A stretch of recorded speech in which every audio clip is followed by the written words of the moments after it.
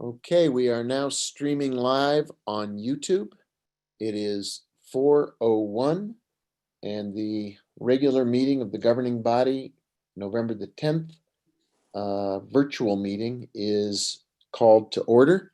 We'll begin with the Pledge of Allegiance from Councilwoman Villarreal, the salute to the New Mexico flag from Councilor Lindell, and the invocation from Councilor Rivera, followed by any remembrances that people wish to bring forward. So please rise as you can.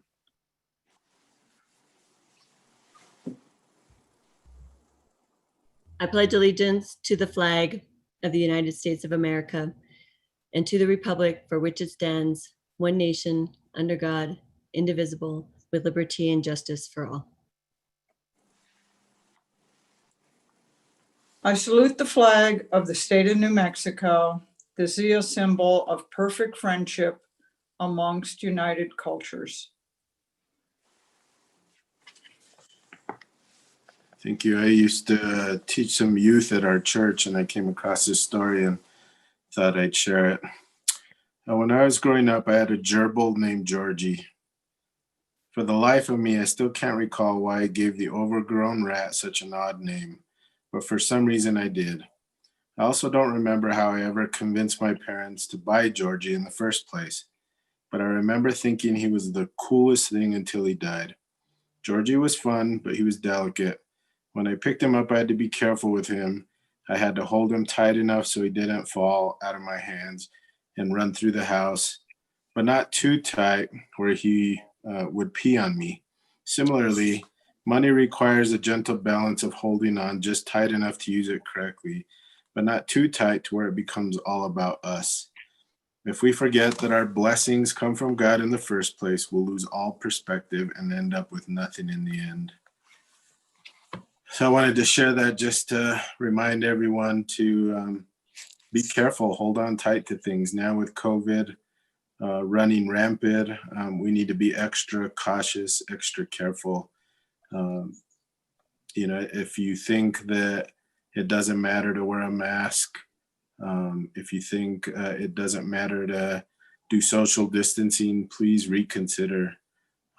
We're in a situation where we have to be really delicate with each other. So with that, Mayor, if there are any other remembrances, again, I can't see everybody, but you can take it from here, Mayor. Thank you, Counselor. Thank you for the very thoughtful invocation. Do people have folks that, yes, Councilwoman Veal Coppler. Thank you, Mayor. I would like to remember and wish condolences to the family of Carl Miller. Carl Miller was a Santa Fe City Council and served in a very wonderful way. He worked as a city councilor when I was working for the city, the very first time I worked for the city. And he was also an owner of a gym here in Santa Fe, Carl and Sandra's Conditioning. In fact, it was so popular that when the Twins movie starring Arnold Schwarzenegger and Danny DeVito was filmed here, Arnold Schwarzenegger worked out in his gym because Carl was a renowned Olympic coach, and he also was strength trained in Colombia and Japan. And he served really well. He was very interested in physical fitness and just a wonderful, wonderful man. Thank you. Thank you. Anyone else with a remembrance at this time? I want to say a word about my friend Jerry Fuentes, who passed away. I got to know Jerry at the Roundhouse. He was always there, always working on behalf of issues for the people of northern New Mexico. He was a resident of Truchas, but really a soul bigger than any town. He occupied New Mexico, and he was a true New Mexican with a great spirit and a great smile and a lot of love in his heart. I got to know him in the campaign for industrial hemp, among others.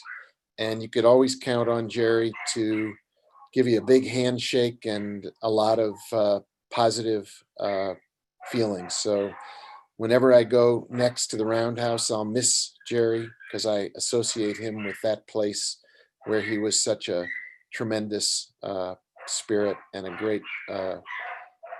great speaker for all things New Mexico. So here's to you, Jerry. Let's take a minute and just reflect on our friends as well as those who are dealing with COVID-19, people who have passed away from it, people who are struggling to get over it. Let's just have a moment of silence.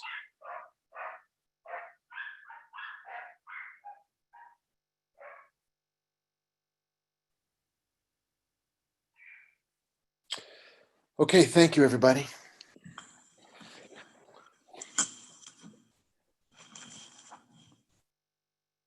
If the clerk could please call the roll. Yes, Mayor Weber, Present. Councilor Beta, Here. Councilor Cassett Sanchez, Here. Councilor Garcia, Present. Councilor Lindell,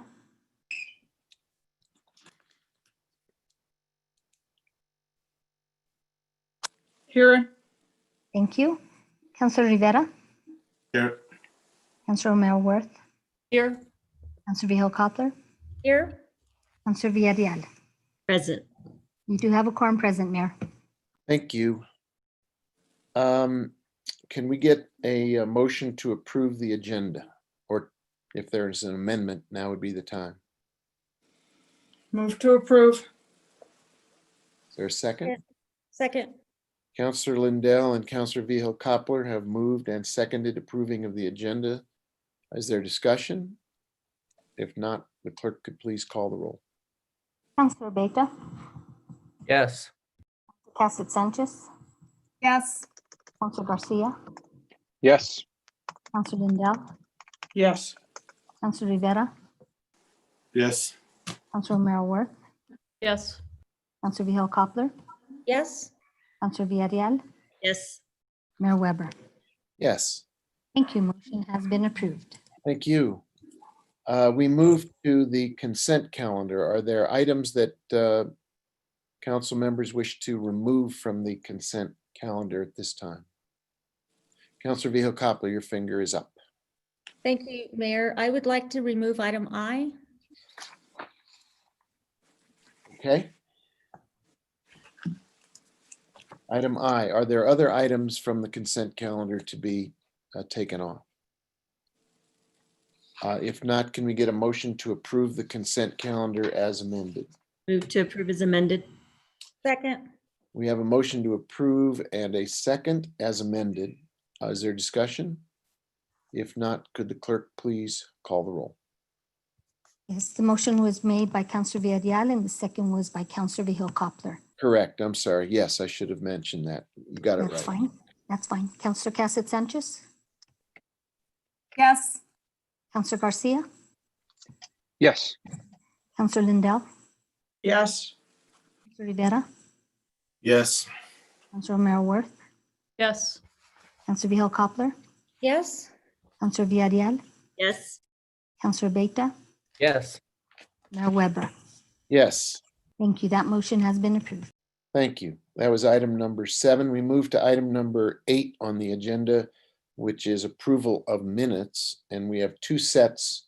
First is the special governing body meeting of October 22nd, 2020. Are there changes or amendments or alterations to those minutes? Move for approval. There's a motion from Councilor Rivera to approve, second, second from Councilor Lindell. Discussion? Clerk, could you please call the roll? Of course, Councilor Garcia, Yes. Councilor Lindell, yes, Councilor Rivera, Yes. Councilor Romero Worth, Yes. Councilor Vihel Coppler, Yes. Councilor Villarreal, Yes. Councilor Beta, Yes. Councilor Cassett Sanchez, Yes. Mayor Weber. Yes, Thank you. Motion has been approved. thank you. And that brings us to 8B, which is the regular governing body meeting of October 28, 2020. Are there changes or amendments to those minutes? Move Move to to approve.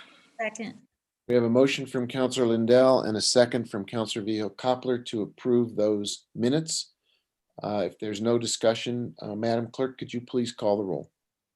Yes, Counselor Lindell, Yes. Counselor Rivera, Sorry, yes. thank you. Counselor O'Meara Worth, Yes. Counselor Vihil-Coppler, Yes. Counselor Villarreal, Yes. Counselor Beta, Yes. Counselor Cassett Sanchez, Yes. Counselor Garcia, Yes. Mayor Weber. Yes, Thank you. The motion has been approved. thank you. Madam Clerk, item number 9 is presentations. I believe we have no presentations tonight. Is that correct? We have none, sir. Okay, so we'll move past item number 9 to item 10I, which was the one that Counselor Vihil-Coppler asked to be removed from the consent calendar. And Counselor Vihil-Coppler, you have the floor. Thank you, Mayor. I removed this because I see that the findings of fact don't mention that I recuse myself, and I would like to include that in the findings of fact. I know usually we say what the vote is, especially if it's unanimous or if there are abstentions or something. Usually, well, I haven't seen any abstentions, but if there's anyone who's voted against a measure, that's included. And I didn't see that in these. And so I don't know what the city attorney opinion of that is, but I would like it to reflect that. Thank you. Okay, Sally, is there a place to insert such a either finding of fact or a preliminary recognition that the councilwoman did in fact recuse herself? Sure. Thank you, Mayor Weber, Councilor Vihil-Coppler. I see no problem with that. We have definitely taken to adding a finding that says the following members of the governing body did not vote with the majority, something along those lines. And I think we could do a consistent finding here, probably at the end of the findings, I think is where we've sort of settled on adding it. So I would propose, if the council pleases, we could approve the draft in the packet with the addition of one additional finding as follows. The following member of the governing body was recused from hearing this case, Councilor Joanne Vihil-Coppler.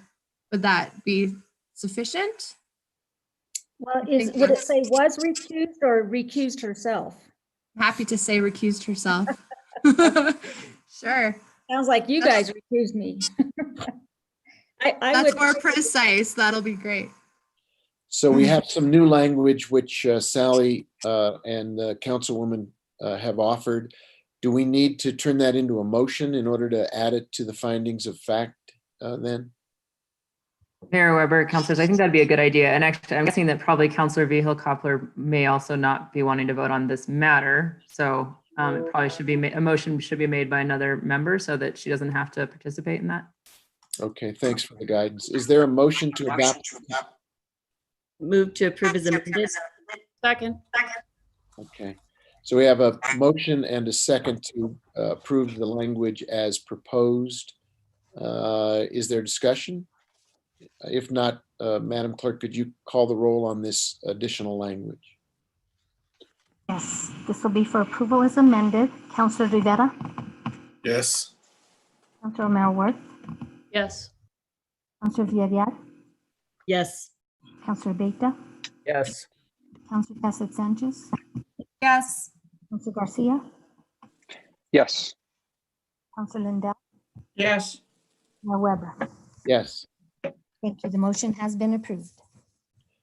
Okay, and correct me, did we, I guess I lost track of the motion. Were we moving to add the language or to adopt the findings of fact at that point? Mayor Weber, I heard a motion, this is Aaron speaking, that I heard the motion as moving the adoption with the amended suggestion. Okay, so we did both at the same time. Okay, in that case, we're good. Okay, thank you for the clarification. I was a little unclear. Would the Madam Clerk, could you take us to the next item then, please? Yes, Mayor, we're on to the discussion items.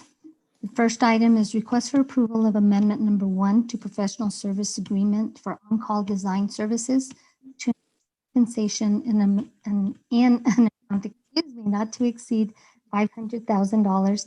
And this is exclusive of New Mexico gross receipts tax. And the amendment is with Wilson and Company. Presenting is Regina Wheeler. Thank you. Ms. Wheeler, could you speak to this discussion item, please? Discussion action item. Yes, Mayor and councilors, thank you so much for reviewing this item. We are increasing the not to exceed amount on this Wilson and Company design contract, which was already in place. And the main purpose at the moment is so that they can provide us with additional support for traffic engineering.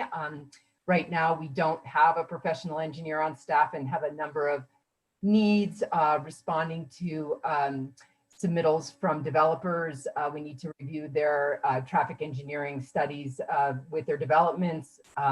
We also need to respond to community members that are seeking, have questions about or seeking any changes to their traffic in their neighborhoods.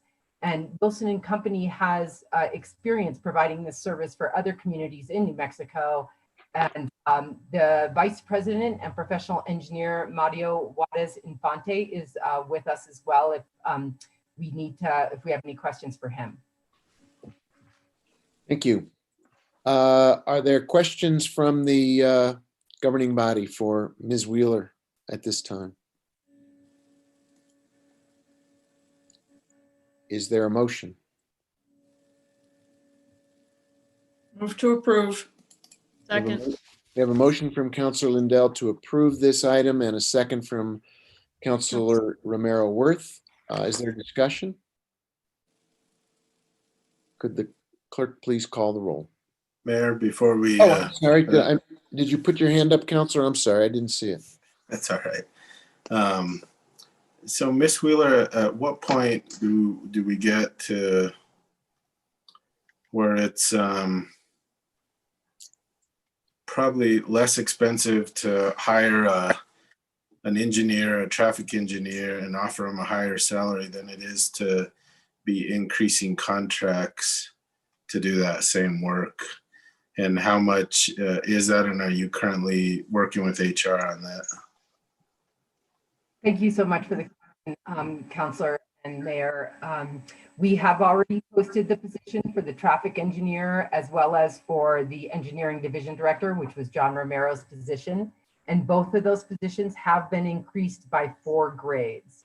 So we are in the process of recruiting a great candidate, and then we'll go through the interview and hiring process.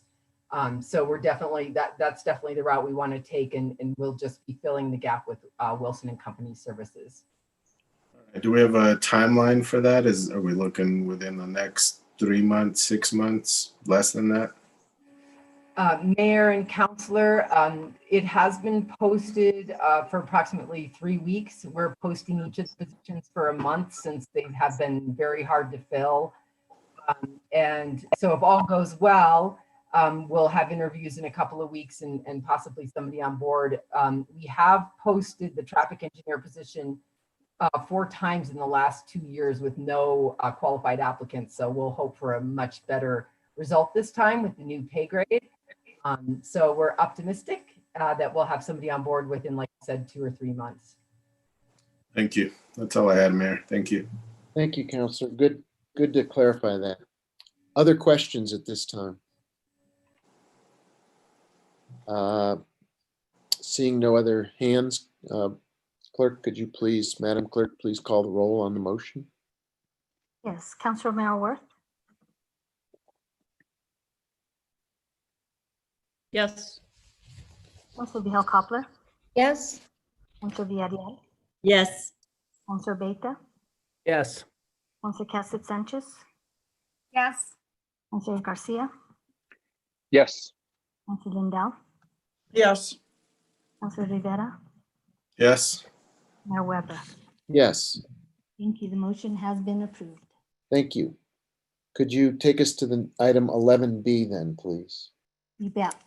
Item B is request to publish notice of public hearing on December 9th, 2020. And this is for bill number 2020-33. This is an ordinance regarding impact fees, amending subsection 14-8.14E, Santa Fe City Code 1987, to adopt a new impact fee schedule and to clarify appropriate land use categories as they relate to impact fee collection. And we have Carlos Gemora presenting. Move to approve. Okay, the motion is made to approve this. Is there a second? Second. Now, I do think, Carlos, you have a brief presentation that I think under some provision you're required to give us at this point, or is that later in the process? Correct, Mr. Mayor and members of the governing body. At some point in time, I do at least just want to say, I want to announce that we are publicly presenting the Impact Fee Capital Improvement Plan update for 2021 through 2027. I do have a brief presentation I can give. However, I just gave that presentation yesterday to the majority of the body for Public Works and Utilities. So if the body would like me to give another brief presentation, I could do that. But if there's no discussion, then that's all fine. Okay. Is there Councilor Villarreal, is that you? Yeah, I have a question. I was wondering what the schedule was for this and what other committees will hear this before it goes to council. Thank you, Councilor. Let me just pull up this. So here's the approval schedule that we have right now. So it went to Capital Improvements Advisory Committee, Planning Commission, Public Works and Utilities already. Right now we're at the governing body requesting the request to publish for the public hearing.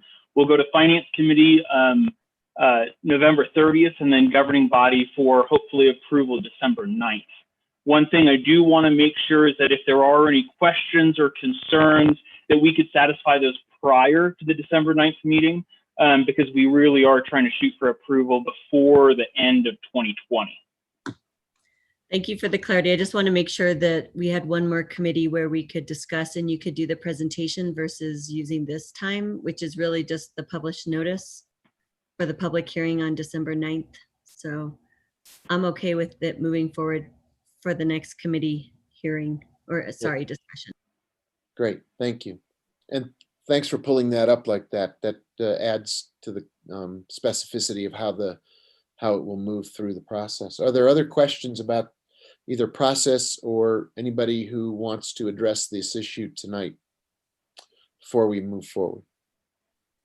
If not, Madam Clerk, can you call the roll on the motion? Yes, Councilor Vihel Coppler, Yes. Councilor Villarreal, Yes. Councilor Beta, Yes. Councilor Sanchez, Yes. Councilor Garcia, Yes. Councilor Lindell, Yes. Councilor Rivera, Yes. Councilor Romero Worth, Yes. Mayor Weber. Yes, Thank you. The motion has been approved. thank you.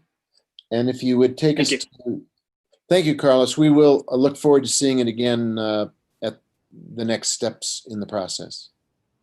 Appreciate it. Madam Clerk, could you lead us into the next item then, please? Absolutely. The next one is item C. This is discussion and action on a request from the City of Santa Fe to cooperating federal agencies for the Bureau of Reclamation to be the lead agency for national environmental policy on the San Juan Chama Return Flow Pipeline project. We have Jesse Roach and Marcos Martinez presenting. Move to approve. Second. There's a motion from Councilor Romero Worth and a second from Councilor Lindell on this item. Jesse, do you want to give us a briefing on what this action item is about? Mr. Mayor, thank Marcos, you. if you want to do it. Yeah. Go for it. Marcos, I'll give us a start, and Marcos, you can fill in where I miss. We are pursuing federal permits under the National Environmental Protection Act for the return flow pipeline. And the way that works is that a single federal agency can lead, or all the potential federal agencies could cooperate We have verbal agreement from the Bureau of Reclamation to be the lead, which makes it a more efficient process, and verbal agreement from BLM and U.S. Forest Service to be cooperating agents. This is a formalization of that agreement. Marcos, are there any points of law that you want to identify at this time? Might be useful to indicate what the significance of this is and what the process will entail. Thank you, Mayor, members of the governing body. I would only add to Jesse's statement, which I think was short and sweet, that the purpose of this is simply to formalize who the lead agency is. The NEPA process needs to be conducted according to the requirements of statute. This request basically makes concrete that the Bureau of Reclamation will be the lead agency, and then there's a sample letter as to the type of request we would make to the other federal participating or cooperating agencies. And this is really just the first step in the beginning of the federal environmental permitting. So the city's not bound by anything other than agreeing that Reclamation is the lead agency. That was kind of what I was hoping you would speak to. Councilwoman Villarreal, you have the floor. Thank you. Thank you, Mr. Mayor. Just a couple questions.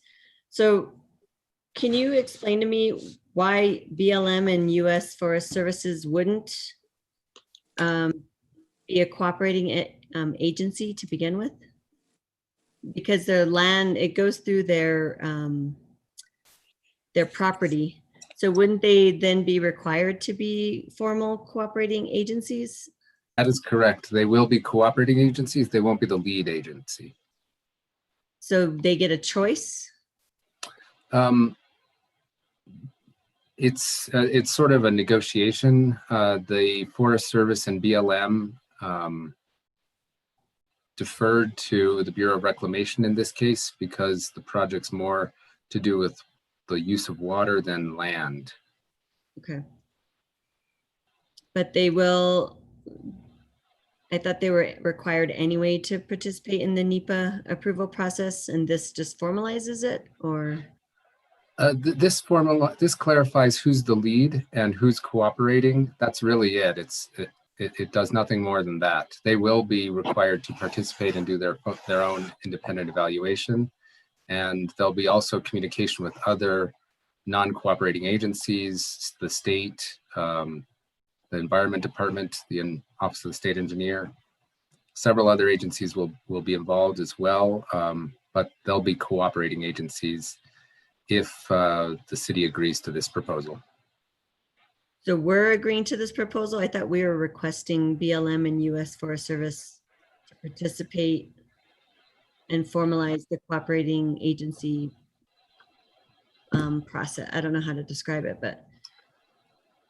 Well, again, it's a negotiation. So the Bureau of Reclamation felt like they could be the lead agency. They felt that they had the expertise to manage this type of project. For example, they're managing the Pewaukee Basin Regional Water System project, and they need confirmation from the city that we acknowledge and accept that they can be the lead agency. But to answer your other questions, the cooperating agencies of BLM and the Forest Service will be participating as well.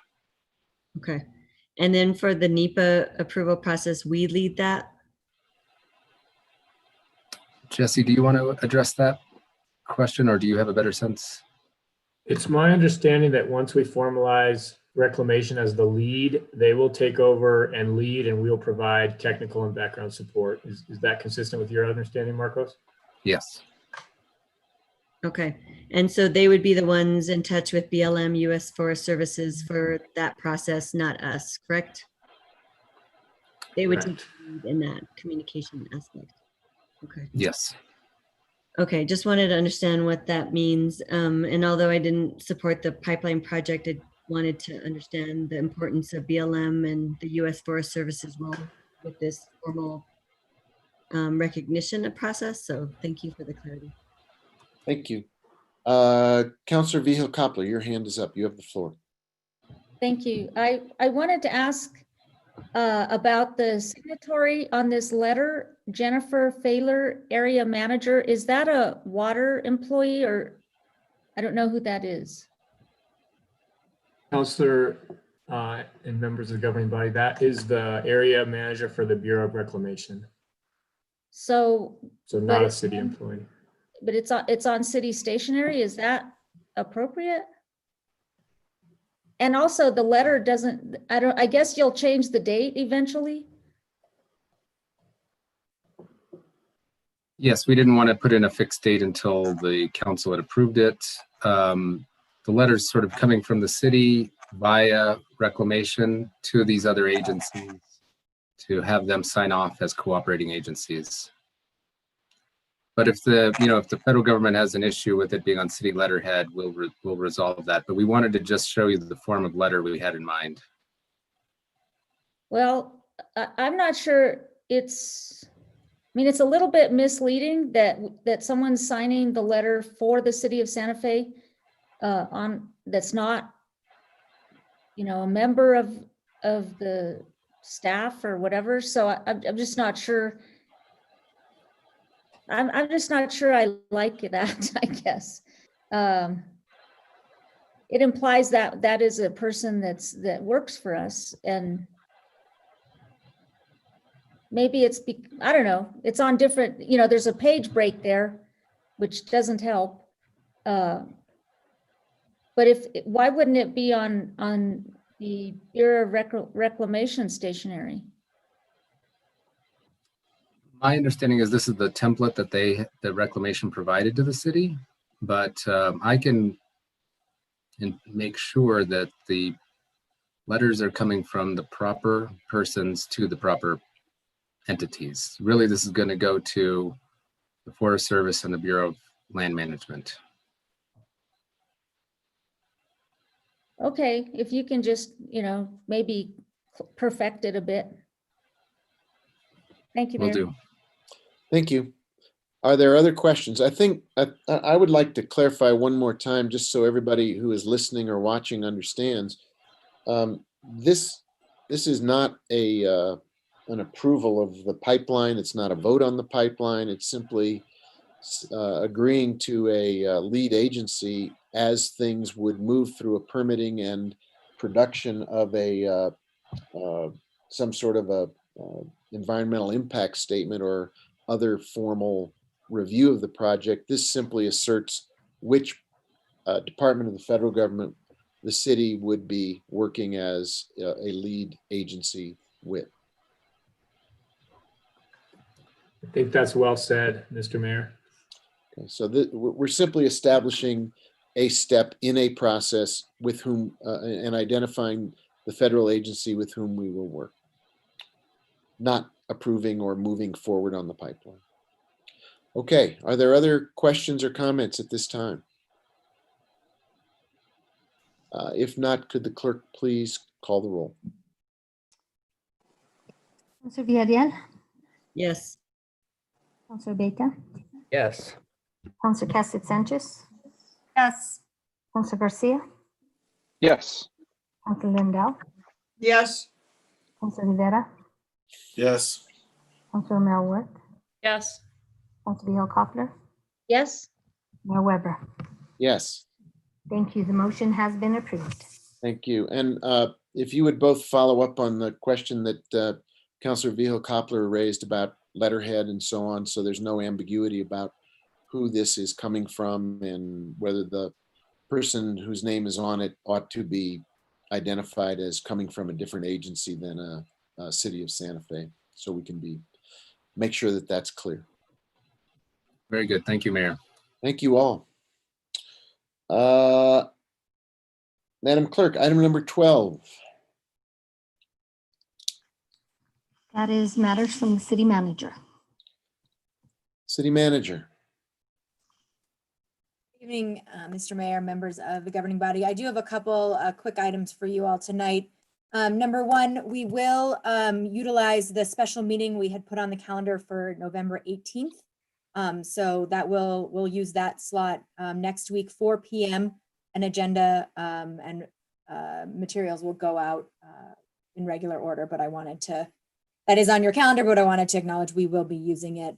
The second thing is I wanted to give a shout out, highlight, in the past week, the city and county has awarded $60,000 in our small business and nonprofit continuity grants. This is the small business money as part of the CARES Act funding to 4 different entities: Girls Inc., Center for Contemporary Arts, Macondo Incorporated, and OCD Custom Cycles and Auto Repair. Our team is working fast and furious to make sure as many organizations know about this money. We have webinars up on our city's YouTube page. And a reminder, these are grants, not loans. So check out our website there. And again, getting the word out on this money is really huge. It's on our city, on our website, the news and announcements page. The third thing, obviously something we're all tracking closely is increasing COVID cases. I wanted to speak on behalf of all of the work that we're doing to ensure that we're keeping our employees safe.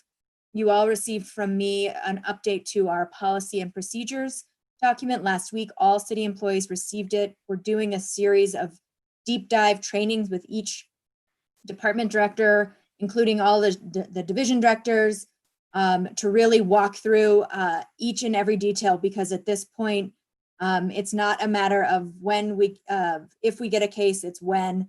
And having all of these guide rails in place makes the turnaround on the notification much faster as well, and everyone knows what to do. So, but you know, today's numbers continue in the wrong direction. There were 92 cases in the county, Santa Fe County altogether. Forever reminder to all of us. Stay home when you can, stay safe. We are working with all of our employees when folks don't need to be in offices, they are not, they are staying home.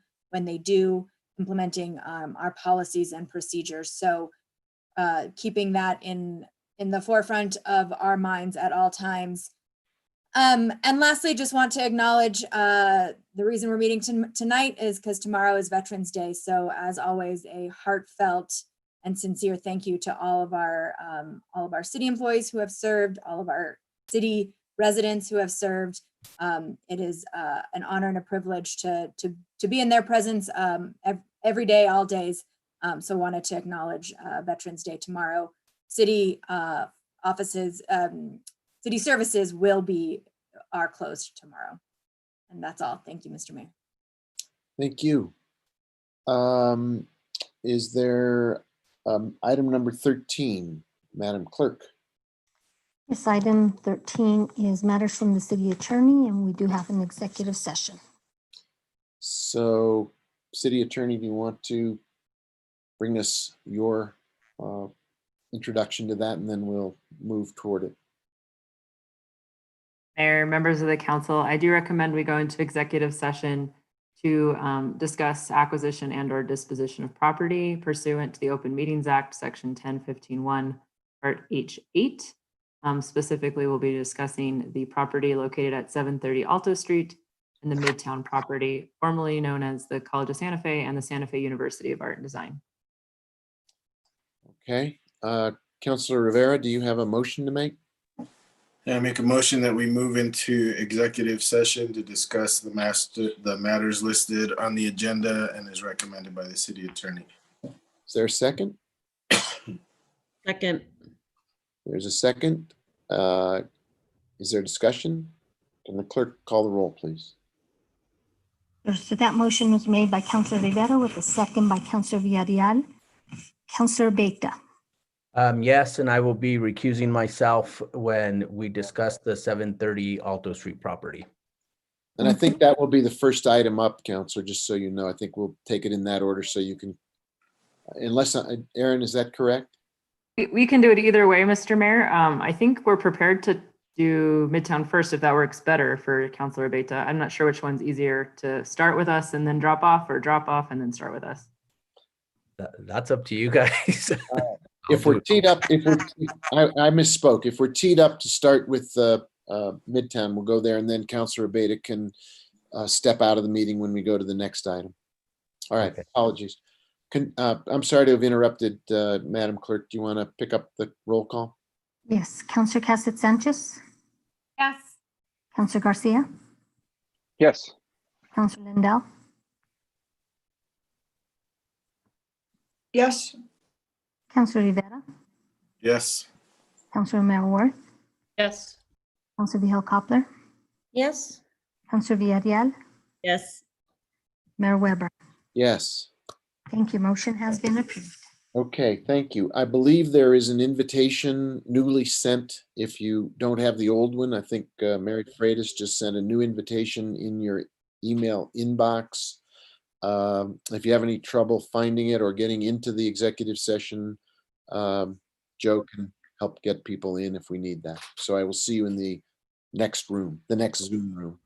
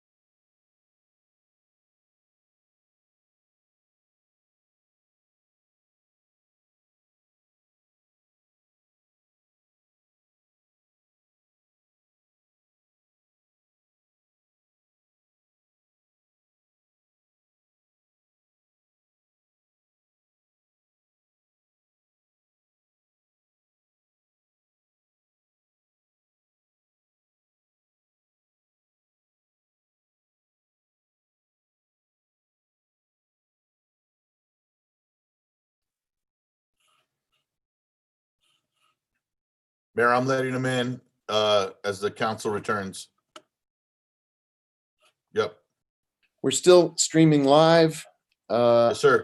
We are returning from the executive session, and apologies to those who have been waiting. We're 25 minutes past the 6 o'clock hour, and we'll try to resume as rapidly as we can, get everybody back together and pick up the 4 o'clock session, bring that to a conclusion, and then move forward from there.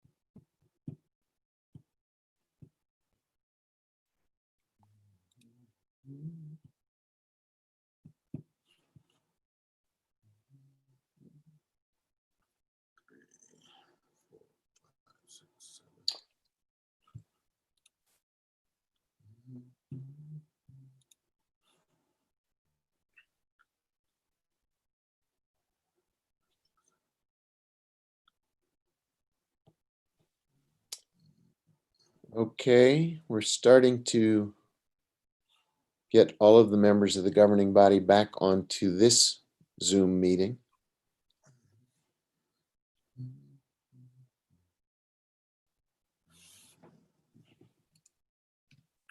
We're just waiting on Councilor Rivera.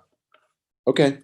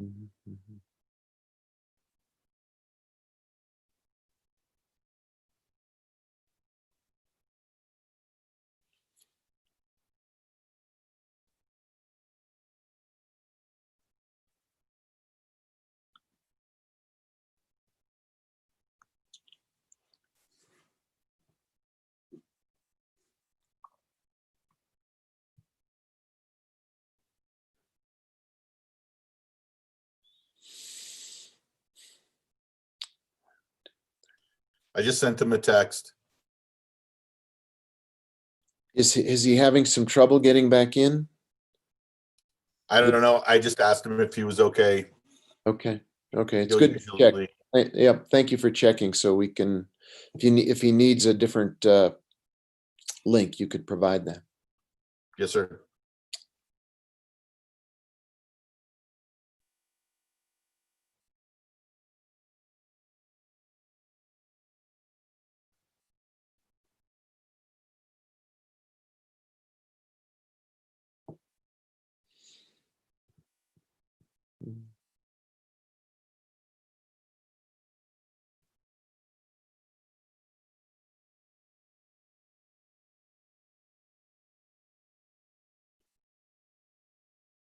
Again, if you're watching or listening, we are a little late coming back out of the executive session. Apologies for that. We are waiting for Councilor Rivera to join us. I think he has been contacted by Joe Abeta to try to make sure he has the right link to get back into this meeting.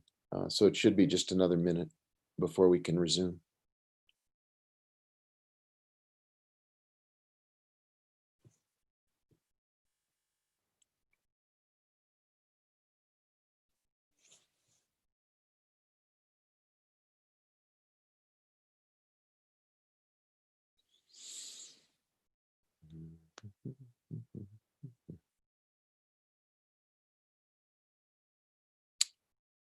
Any word, Joe?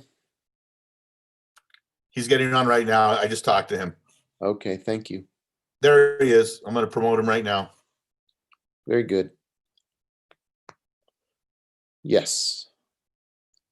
So we are now all back in. Thank you for your patience, everybody. Councilor Rivera, do you want to make a motion to bring us back out of executive session? Yeah, I'll make a motion that we return from executive session, stating for the record that discussion was limited to those items listed on the agenda. Is there a second? Second. I heard Councilor Cassett Sanchez first, so we'll go with that. And if the clerk would call the roll on that motion, please. Yes, Counselor Cassett Sanchez, Yes. Counselor Garcia, Yes. Counselor Lindell, Yes. Counselor Rivera, Yes. Counselor O'Meara Worth, Yes. Counselor Vihil Coppler, Yes. Counselor Villarreal, Yes. Counselor Beta, Yes. Mayor Weber. Yes, Thank you. Motion has been approved. thank you. I want to pose a question to the governing body. It is now 6:31. We have matters from the city clerk, communications from the governing body. If we stay with our existing agenda, or we could make an adjustment and allow petitions from the floor to move up the ladder and then reserve the communications from the governing body toward to the end. We have only really one public hearing tonight, so it's really your pleasure to decide. So moved. Second. Okay, so we'll shift the order of business and go to petitions from the floor and then move forward with communications from the governing body and the city clerk and the governing body coming at the end. That's the motion and the second. Madam Clerk, did you get the names attached to those motions? I think it was moved by Councilor Sorry. Romero. It was moved by Councilor Councilor Romero Romero Worth. and seconded by Counselor Councilor. Rivera. Yeah, good. Yes, sir. Thank you. Could you then please call the roll on that motion? Yes, Counselor Garcia, Yes. Counselor Lindell, Yes. Counselor Rivera, Yes. O'Meara Worth, Yes. Counselor Vihil Coppler, Yes. Counselor Villarreal, Yes. Counselor Beta, Yes. Counselor Cassett Sanchez, Yes. Mayor Weber. Yes. Thank you. Motion is approved. Excellent. So therefore, without any further ado, let's go to the petitions from the floor. And Joe, you've got some folks who are already have sir. hands up. If you- Mayor Weber, is there a public hearing in the item that we have after this? Yes, item 19A Okay. is a public hearing. Okay, then I will ask that question if they want to speak to the other item as well. So, Good. And okay, let's- great. So next, Joe, first up, we Joe, yes, Joe. sir.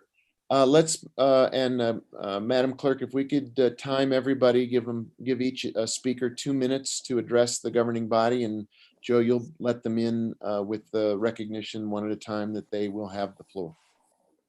Yes, sir. Very good. Thank you. Okay, great. First up is Lydia Clarke. Lydia, you have been unmuted, and just real quick question, are you here to speak also to the next item? No, I'm not. I do want to Okay. say something about the items that were withdrawn, just quickly. But I want to speak about something else very specifically. First, I would just like to suggest, I know Councilor Garcia mentioned this sometime back, that you guys need to have, the city council needs to have more meetings, especially more than one meeting during November and December. We're in a very difficult situation, and I think you need more meetings. I'm also hoping that since you addressed something in executive session about Midtown, that maybe you're going to post something, since you haven't posted anything publicly now since June. Those are also very important issues. But my specific, excuse me, and then with regard to Descartes, with those bills that were withdrawn, we think that Descartes should not be receiving any more funding from the state or the city. They just received a $2.2 million contract from Sandia Labs. I think they have enough money to float them through the pandemic. My comments are about encouraging the city to implement resolutions regarding opposing plutonium pit production at Los Alamos National Lab, to demand transparency from the lab about this plutonium pit production. There has been no site plan provided to any local government agency, from the state down through cities and counties. What is the plan? Where is the plan? We'd like to request that the city request hearings with opportunities to talk to Los Alamos National Lab representatives from both the city council and the public to voice their concerns. And we'd ask that instead of plutonium pit production, that the city supports responses to crises of environment, economic, and social issues. We are going through very, very difficult times. Each plutonium pit will cost $40 to $60 million to produce, each one. And the lab wants to produce 30 pits. Thank you. Thank you. Thank you very much. Next up is Miguel Galadon. Miguel, you are on. Okay, thank you, Joe. Good evening, Mayor and City Councilors. I just want to get on board tonight and thank the city and the Santa Fe Police Department for their efforts in continuing to follow through on the criminal activities that took place on October 12, 2020 on the plaza with the destruction of the public property, what we used to call the Plaza Obelisk. I look forward to continued efforts from the city of Santa Fe and the police department to locate those other participants in this crime and continue to prosecute them to the fullest extent of the law. That activity was not any sort of execution of, in my opinion, any execution of constitutional rights, but was instead an act of crime, and even at another level of bullying people of the city of Santa Fe to fall in line with a group of people's wishes regarding one matter. Their acts have taken away the opportunity for the citizens of Santa Fe to come together in the chart process, what the city council is pursuing right now. And they've destroyed something that now will not have an opportunity for citizens and the member of that committee to have a say-so, unless I keep crossing my fingers that it gets reconstructed and then the proper actions are considered. So again, thank you for your efforts on this, to the mayor, the city councilors, Santa Fe Police Department, and I will also be communicating with the district attorney's office to see that these things are followed through as a due service to the citizens of Santa Fe who were robbed of this opportunity and bullied into an action that's not fair for any of us. Just one other thing, you don't need another meeting in November and December. You guys have been working so hard. You need to take a break and be freshened and strengthened to then tackle the things that come post-pandemic, post-election in 2021. Enjoy the holidays, get some rest, and be ready for a wonderful 2021. Thank you, and have a good evening. Thank you very much. Thank you. Next up is Stephanie Beninado.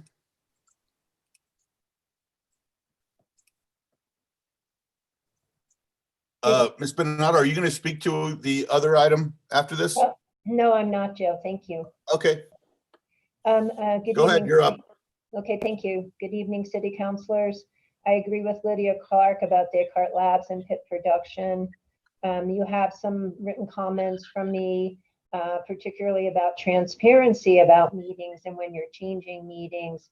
But more importantly, I want to again point out to you the problems with Public Works and the fact that they did not follow through on getting the heaters operational for more than a year. And it all has to come down to, it seems to me, not paying invoices so that the contractor would go forward. And again, it's discouraging when Perez is still not open, even though it was promised to be opened in the beginning of October and on this Monday. And now we're told that it won't be open until the end of the year. I also want to thank the recreational staff, particularly John Munoz, for working through all the problems with making reservations for pool use. And today, although it took 50 minutes to get actually somebody to talk to, we now have set times and days for swimming. So we don't have to take 2.5 or 3 hours a week to try to get those appointments. I also would ask that you look at the letters to the editor today in the New Mexican. Ms. Kessler has pointed out that the Mellon Foundation is giving grants for planning about obelisk and other monuments. And there is a private group on nextdoor.com that is trying to work on that through a private nonprofit. But I think it would be better if the city actually was the one applying for that grant, because they are the ones that ultimately is going to drive the engine for the collaborative process. And I feel, even though I'm a member of that group on nextdoor.com, that it is not inclusive or diverse enough. And I just feel like it's just not the right tool for the Mellon Foundation grant to go through. And then I also want to just say that on your, oh, okay. Well, I'll wait till next time to talk about the 3 days and your days and your definition of days and how really confusing Thank you. it is. Thank you. Thank you. Joe? Yes, Mayor. Next up is Benji Bonet. And Benji, will you be speaking to the item afterwards? No, just this. Thank you. Okay, go ahead. Good evening, Mayor and City Councilors. My name is Benjamin Bonet of Santa Fe. Tonight, I would like to register a comment on the planned expansion of plutonium pit production at Lanel. Many who advocate for this expansion choose to ignore the serious risks these activities pose, emphasizing instead supposed benefits to our regional economy. Setting claims of economic benefit aside, I would like to focus this evening on the risks that pit production will pose to frontline workers at Lanel. In order to fulfill pit production targets set by the NNSA in the coming years, Lanel anticipates hiring numerous new frontline nuclear workers. To that end, new quote-unquote apprenticeship programs funded by federal defense appropriations have been established at community colleges in northern New Mexico. These programs will train many of the new machinists, radiation protection monitors, and other workers Lanel needs to engage in industrial scale pit production. Yet it is no exaggeration to say that many of the new jobs producing plutonium pits will be among the most hazardous in all of US industry. The work will involve routine handling of highly radioactive materials and chronic exposure to toxic solvents and chemicals. Yet almost unbelievably, campaigns promoting these dangerous positions are currently underway in the high schools and even the middle schools of our northern New Mexico communities. To many socially and economically vulnerable youth in our region, these programs might seem a godsend, offering free tuition, paid internships, and the eventual promise of high-paying positions at Lanel. But with all the emphasis on program benefits, are our youth being honestly informed of the real hazards they will face as nuclear industry workers? Now, Mayor and City Councilors, due to restrictions on the time allotted for making public comment, I'll be handing it over to Catherine Shira of Santa Fe to conclude the remainder of my comments on this topic. So I thank you, and please give her your full attention. Thank you. Thank you. Joseph? Yes, next up is Catherine Shera. And Catherine, you are unmuted and are up. Good evening, Mayor and City Councilors. My name is Catherine Shearer of Santa Fe. I will be finishing up on Benjamin Bonet's comments.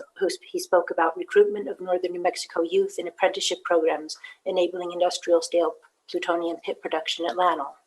Again, these apprenticeship programs to the many socially and economically vulnerable youth in our region may feel like godsends. But are our young people being made aware of Lanel's dishonorable history in the realm of worker protection? Are they being informed about its numerous safety violations, its long history of downplaying worker risks, its falsification and destruction of workers' medical records, which document exposure to ionizing radiation and toxic chemicals? And have these young people ever had the opportunity to hear stories told by former workers who have suffered illness and injury from their exposures at LANL. Workers like grassroots community activist Ben Ortiz of Nambe and his decades-long struggle to win compensation for the neurological and other disorders which resulted from his chronic exposure to radiation and chemicals at LANL. Workers like Chad Wald of Rio Rancho, whose exposure as a LANL maintenance manager led to the diagnosis of stage 4 glioblastoma in his early 40s, and finally to his premature death at age 44, surrounded by his young wife Angela and their 3 teenage children. Do our young people have any idea that the vast majority of claims made by former LANL workers for their illnesses caused by occupational radiation exposure remain, to this day, uncompensated by the federal government? As concerned citizens, we say yes, the young people of northern New Mexico have a right to this information. We believe they deserve protection from exploitation by persons whose own lives are far removed from the hazards of plutonium pit production. They deserve forthright disclosure of the real hazards of working in the nuclear industry, of the true cost to frontline nuclear workers. Finally, they deserve our utmost support in pursuing work that is secure and life-fulfilling, not free rides to the most dangerous jobs in its existence at LANL. For the sake of the next generation of northern New Mexico, we urge the Santa Fe City Council to reject plutonium pit production as a pillar of our regional economy. We urge the City Council to pass resolutions to oppose, first, the expansion of pit production at LANL, and second, a resolution opposing any participation by the City of Santa Fe with entities engaged in the production of nuclear weapons. Thank you very much. Thank you. Joe, who's next? Next up is Alexis Martinez Johnson. Alexis, you've been unmuted. Do you plan on speaking to the next item also? No, sir. No, sir. No, ma'am. Okay. All right. Go ahead. You're up. Thank you, Mayor Alan Weber, and thank you all of the counselors tonight for all of your time and your service to New Mexico. I came on to this meeting to discuss the security there around the obelisk area in the plaza. I wanted to inform you that you still have people affixing different signs that are inflammatory onto the barricade. And I did inform your security that, you know, it's great that people express their First Amendment, but as far as affixing anything to the barricades and any property that the taxpayers pay for, I mentioned that should be looked at, and the security just kind of shrugged and didn't do much there. So I went over and physically removed that a fixture to the city property. And so I would just encourage the council and Mayor Alan Weber to inform your security to, you know, refrain from having the public affix things, because that progresses, especially when you're putting inflammatory signage. Secondly, I just wanted to stress, I know they had a meeting yesterday regarding the plaza, and I wanted to make sure that the counselors and the mayor fully understood the discontent in the community, and that you really make sure that you appoint people on your committees to address the issues on the plaza that are impartial as far as when you're choosing them. So please make sure that you guys really take into account the forgotten voice here in Santa Fe. So I just wanted to make you aware of the situation there on the plaza, that there's still issues there, and also to please consider the forgotten voice. Secondly, I hear some rhetoric in regard to Los Alamos National Laboratories, and I wanted to provide some context that for the past 75 years, you have had engineers and scientists making sure that our USA was committed to democracy here. So you have nefarious regimes that would do anything that they could to attack the United States. So we use nuclear energy as a deterrence. Those plutonium pits are essential to make sure that those other regimes do not in the future take advantage of Americans. So I'm here today to provide a different voice, and one that you all may not typically hear, but one that is definitely needed in Santa Fe and the greater New Mexico. So I wanted to thank you very much for your time and let you know to just take a look at other voices in the community. that do have value, that do have expertise. And thank you so much for your time. Thank you. Thank you. Mayor, next up is Virgil. And Virgil, will you be speaking to the next item also, or just this, or just public hearing? I mean, I'm sorry, matters from the petitions from the floor.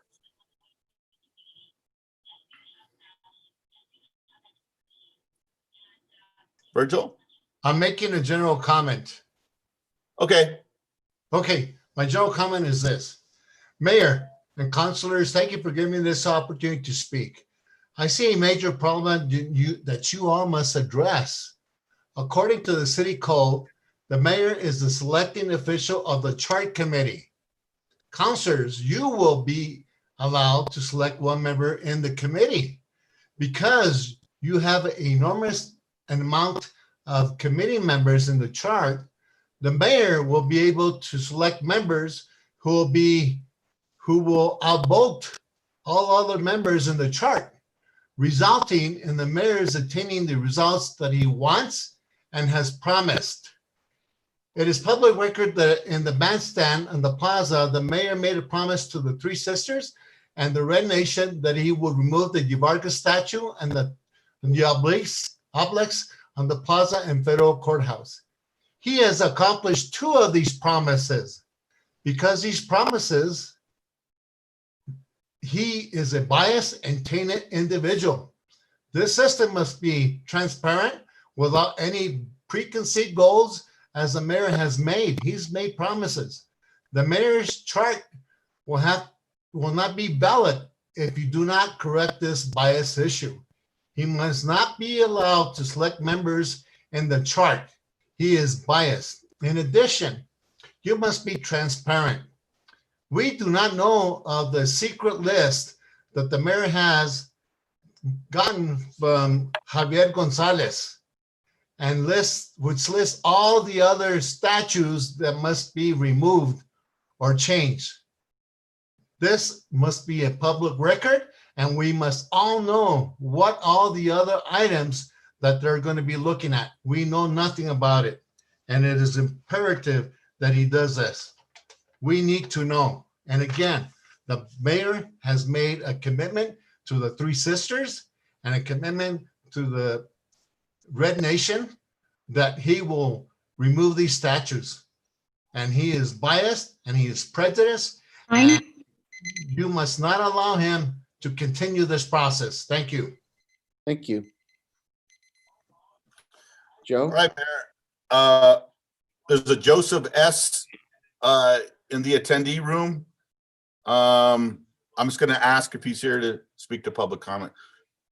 Joseph S., are you here to speak to petitions from the floor or public comment? No. Are you here to speak to the next issue or no?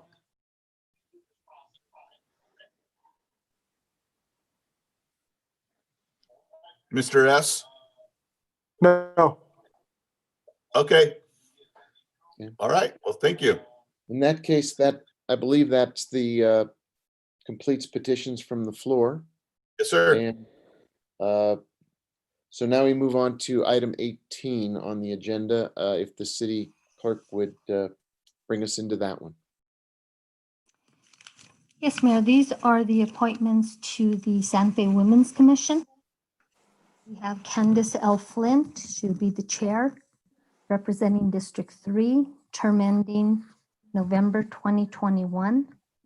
Sasha Anderson from District 1, term ending 11/2021. Olivia Sloan, District 2, term ending 11/2021. Araceli Varela, District 4, term ending 11/2021. Fatima Van Haddam, she would be in the at-large position, term ending 11/20/22. Gabriela Schwinker, at-large position as well, term ending 11/2022. Vicky L. Gabin, at large, term ending 11/20/22. Kate Cleaver, an alternate, term ending 11/20/22. And Carla Pachechi, she's an alternate, term ending 11/20/22. Okay. So that is the proposed appointments. Is there a motion? Mayor, I have a Move to question. approve. Second. Okay, we have a motion and we have a second. A motion from Council Lindell and from Councilor Mayorworth, but Councilor Rivera had a question. Thank you. Under discussion, just curious as to where, so this committee, I believe people responded to if they wanted to be on it back in February. And I had a constituent from the Southwest area advocates that had put in her application and had inquired about it about halfway through. Back in February, she sent her resume to I believe she was city manager back in February, but Miss LePan Hill, and I'm not even sure if she was considered for it. So I can't answer her question. So I'm not sure who chose the committee, if there were people on it. And then along with that, I'm not sure who the person representing District 3 is. The resume doesn't have an address on it, so I can't even confirm that it's a resident of District 3, which I find problematic. So I don't know if anyone can answer those questions. I think maybe Kira Ochoa, you might, I'm not sure you can answer the address of Ms. Flint, but I think you and your team did a lot of the work to do outreach and, or if not the outreach, the sorting through of the different individuals who did apply or who submitted a resume. And perhaps you can speak a little bit to the process that led us to this point. I do think it's worth noting, and I apologize for it, that the work that was done led to a group of candidates, and because of COVID, this unfortunately got put into a sort of a holding pattern until we got to this point. So there's a lot of delay that is unfortunate, but that wasn't Ms. Ochoa's fault. Kira, do you have anything to help with the process issues?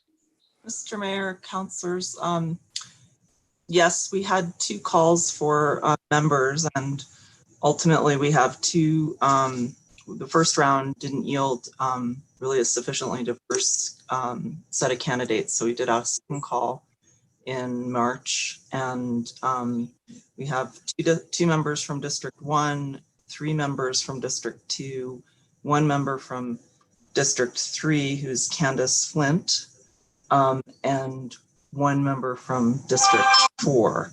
And she was the only candidate, Councilor Rivera, in District 3. Her address was verified at the clerk's office, and we didn't know of any other applicants from District 3. Staff did have the experience of vetting 24 candidates that were applicants, and only 12 of them could be reached for interviews. Interviews were done with 12, and out of those, 7 voting members were chosen based on experience and diversity. And this is nothing about Miss Flint. Again, this is the constituent that is very involved in the community, who sent me a copy of the email that she sent back in February, which then clearly never made it to the selection committee. So I'm not sure, it's too late to remedy that now. But again, Ms. Vigil, you did confirm that Ms. Flint was in District 3? That's correct, Councilor. Okay. So again, not sure what happened to the other people that, and I'm sure if there's one, there's probably a few more that applied for it, and then clearly was passed up, and now won't even get a letter that even says thank you for applying, but we've selected other people, and she's tried several times to get on other committees. So that's what's difficult about it. So I'll leave it at that. Thank you, Mayor. Thank you. And I would note, I know this is not sufficient, but the first round of terms end 1 year from now. And we'll be in a position to revisit some of these appointments at that time. It's not that I'm ruling anybody out who has been appointed, but it is a rolling series of terms. And so there will be a chance for more outreach going forward. I know that doesn't solve the problem you raised, Counselor. It's cold comfort. I understand that. Counselor Villarreal, you have the floor. Thank you, Mr. Mayor. I guess I just wanted to express frustration with the process, not so much about the first round, because I think people were notified that this was an option and they should apply. And then when there was a second round opened up, I don't think the counselors were notified of that per se. And I think there was a combination of COVID happening, staff, just different transitions with staff. And I think what's hard for me is just making sure that people are communicated with, realizing that we have problems, I think, with our email. It goes into spam a lot for people's own personal emails, and they don't get our notifications. So that's just something to be aware of. Also, that you inform the council about how this process was opened up again so that they are aware of it. And then it did shut down for a while, mostly because of COVID. I just wish that we would be communicated that this is moving forward. This is why, this is what had happened, so that we know that this is coming forth. I was very surprised to see this on the on our agenda, mostly because I was very interested in the line of work I do in my other job about who was applying and making sure that it was diverse and representative of our demographics of the city. And that's what the resolution indicated. So I think what we need to make sure to do is to have a better communication line, especially those of us that are interested in community committees, and hearing from public saying, I didn't hear from anybody, or I wasn't told that I wasn't selected. So one thing we required for the Task Force for Public Health and Safety is that everybody was contacted and sent a letter saying, thank you for applying. You were not selected this round, but these are other options that you can follow, or maybe other opportunities to be on a committee or serve for the city. So I think we need to make that a practice. I don't know who would take the lead in that role, but we really need to do that. And I know we have a lot of committees, but I think it's in our best interest and very much in line with being respectful of people taking the time to apply, to let them know that no, you didn't make it this round, or yes, in the future there might be some other opportunities. So I just want to make that point, and make sure that we can do a better job in moving forward. I think the other thing, I think Chris already, Councilor Rivera already addressed that. Oh, one question I do have. I know that we haven't started up some of our committees due to COVID and staffing issues. So I'm just curious if, and Ms. Ochoa, if you could answer this. There's a lot going on right now in your department or division now. What is it called? Are you a division or department? But I guess what I want to know is how you all are feeling in order to make this run smoothly and actually start this new commission, how staff is going to be able to balance this in terms of staffing yet another committee. Mr. Mayor, Councilwoman Villarreal, well, we anticipated staffing this committee. We anticipated devoting 10 hours, on average, staffing a committee takes about 10 hours a week. And I have a staff person who is prepared to do that. I think the barrier that we understand with the citizen committees has a lot to do with the supporting them. And Joe can speak to that, as well as perhaps Yolanda, in this new format. So it's the barrier is not as much on our end, I think, as in the technical end. So I think I'd have to defer that question to Ms. Vigil. And Ms. Vigil, do you have anything to add to that, considering that we have a lot of strain with our new formats for not just our committees, but the community committees? Thank you, Councilor Villarreal. Right now, staff is working through determining which committees should be on Zoom, which committees should be on government channel, as well as YouTube. So we are trying to analyze that and come back to see which committees actually need to meet. We do have a moratorium that the city manager has placed. If anyone is wanting to hold any meetings, they have to get the city manager's approval prior to commencing to meet. Okay. And it's not that I don't want this commission to meet. I've been, anxiously awaiting membership and making sure that we have a diverse group of people. And we actually have, for those of the people I do know, it's a very strong group of individuals. So I just want to be cognizant that we make sure that we have the ability to support them in doing their work. And that I'll leave it at that. Thank you. Thank you, Councilwoman. I believe Councilor Garcia has his hand up next. Thank you, Mr. Mayor. Just wanted to clarify a couple things, and Kara did somewhat in her comments. So it sounds like there was 24 individuals who applied, which once the review process happened, there was 12 people that were ultimately available for reviews or interviews. And then that dwindled down to the ultimate 9-member body, with 7 of those individuals being in voting positions. Mr. Mayor, okay. Garcia, correct. Okay, thank you. I just wanted to make sure I was clear on that.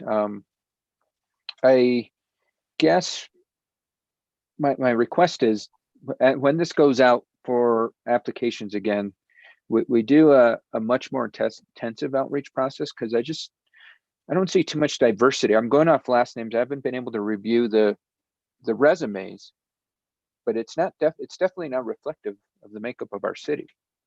So I would like for that diversity to be there when we start looking at this, once terms begin to end in 2021. But my second question is, are we approving all of these members or just one? Because I do see some have 1-year terms. There's maybe 2-year terms. So are we only approving the 2-year terms, or how is this working? Because we do have folks, for example, the first 4 individuals on the list, their term expires in November 2021, whereas the remaining 1, 2, 3, 4, 5 individuals have a 2-year term. So just the clarification. Councilor, we would be appointing all of the names that I read out, and the reason they have staggered terms so that everybody's not expiring at the same time. Okay. Okay, thank you for that. Councilor Garcia, to your first point, our staff spent 238 hours on this project, working to staff this commission, and was very dedicated to ensuring a diverse commission. Last names are not necessarily reflective in every instance of, you can't tell somebody's ethnicity, and one measure of diversity is ethnicity. We have 2 Indigenous women on the commission, 2 Hispanic women, and the rest of the voting members are Anglo. And you can tell from their resumes that there is a diversity of experience in terms of their backgrounds. We also have women who are LGBTQ, and we have women who identify as Muslim on the commission as well. And we invite and look forward to having a wide range of people coming to and participating in the Women's Commission, even if they're not sitting on the Women's Commission. I think one of the things I've seen in community services is that, you know, some of the best work happens when the commissions reach out to their communities and invite community members to participate in meetings and share their views and their concerns.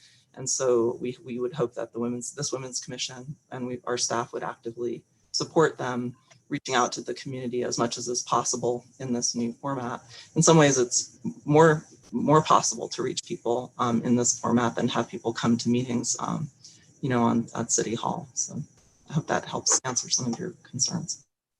It does. Thank you for clarifying that, Kara. And I want to make it clear that I wasn't calling in to question the time spent by staff.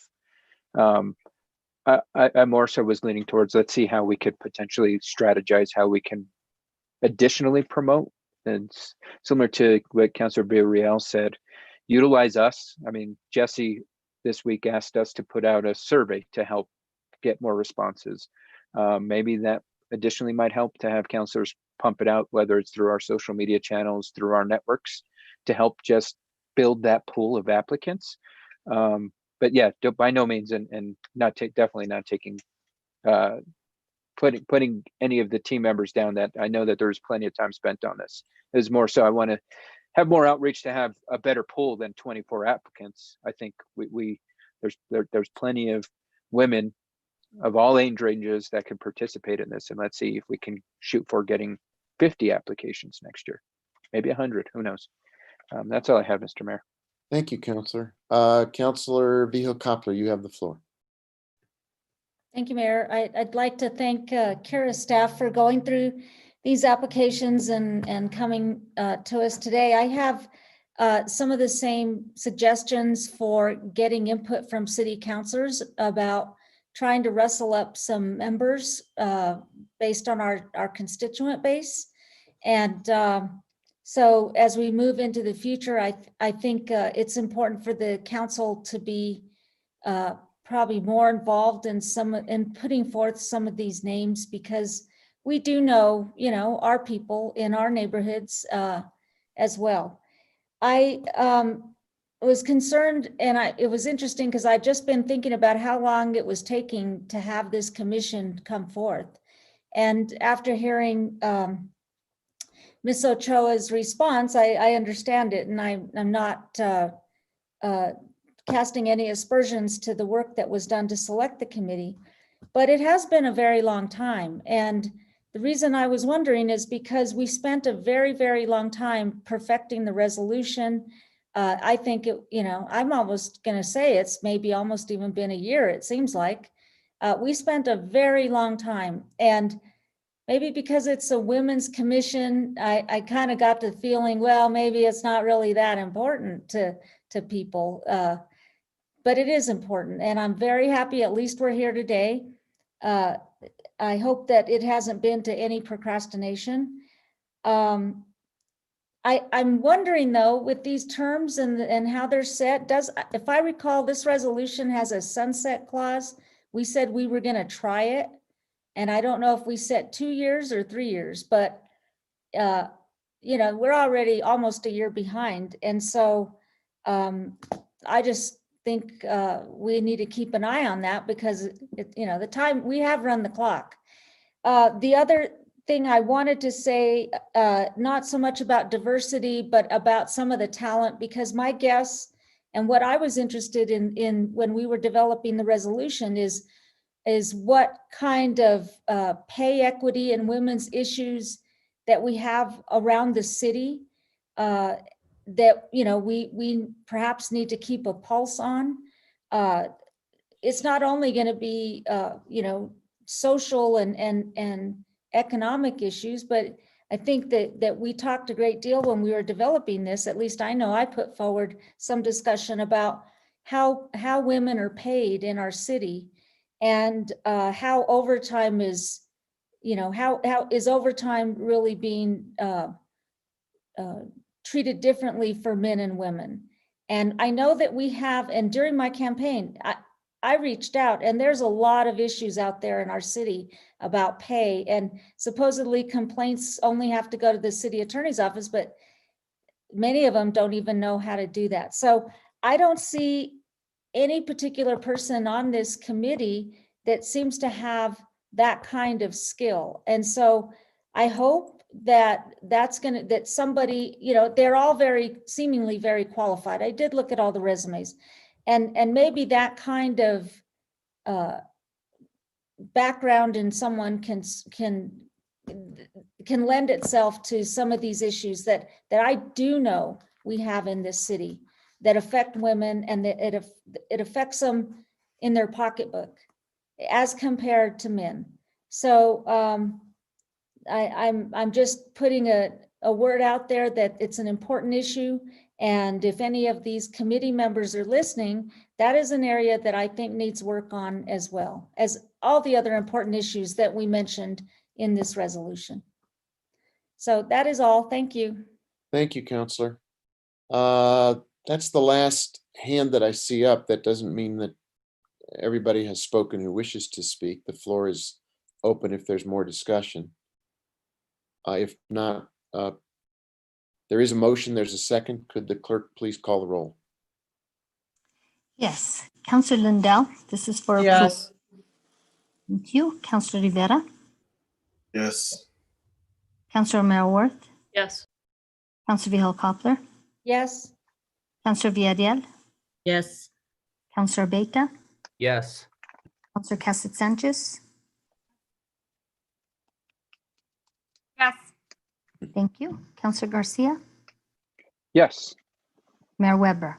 Yes, Thank you. Motion has been approved. thank you. And Kira, please tell your team thank you very much for all the work that went into this, and offer them my personal apology for not acting on their work more rapidly. I think COVID did put a dent in our plans to move forward, but I'm glad we are able to, at this point, get the commission appointed, and that you've got the capacity to help move it forward. And I think it's going to play an important role in our community. So your team, as usual, did a super job, and tell them thank you. Madam Clerk, could you lead us into the next item? Yes, Mayor, this is the public hearing on the 2019 through 2020 Consolidated Annual Performance Evaluation Review, also known as the CAPER. And this is to be submitted to HUD. And we have Alexandra Ladd presenting.